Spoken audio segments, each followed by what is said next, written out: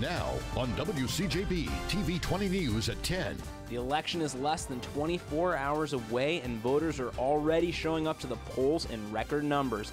Even young voters, and that's a group that hasn't always showed up in the past. We'll tell you why this election's a little bit different.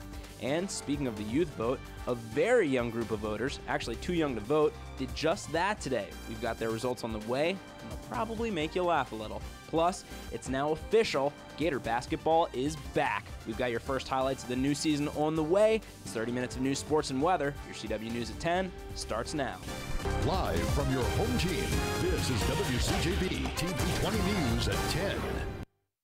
McCain and Obama signs are everywhere on the University of Florida campus right now, but in past elections, students haven't always been this interested in voting. Good evening, I'm Josh Rosenthal. WCJB student reporter Nicole tells us why supporting a political candidate this election seems to be the trend. Amelia Harnish has already placed her vote. The University of Florida student says she didn't want to skip class on election day, and not voting wasn't an option. The first time I was eligible to vote was the governor's race, and I just got into UF and just got into college, and I didn't vote, and I felt so bad about it afterwards. But tradition shows most students aren't like Harnish. The co-chair of Students for Barack Obama says students are one of the most ignored demographics simply for the fact that they don't vote. We really want to change that because in 2004, 900,000 students or youth voters were registered but just didn't turn out. And 900,000 votes changes elections in Florida. The change has already started. For this election alone, the supervisor of elections for Alachua County says there has been a large increase in registered voters. We do have one younger candidate, we have a more senior candidate, and we have a woman running for vice president. So I think there are lots of reasons to draw a lot of different people out of the polling places.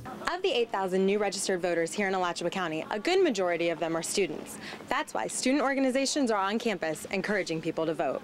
Some groups have even organized carpools to bring students to the polls, all for the goal of making a choice that will affect the future. Our entire lives will be set from now on. And for students like Harnish, a ballot not cast is a voice left unheard. Nicole Orr, WCJB TV 20 News.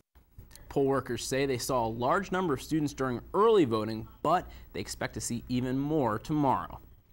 Speaking of the election, all eyes are on Florida once again. New voting machines in 15 counties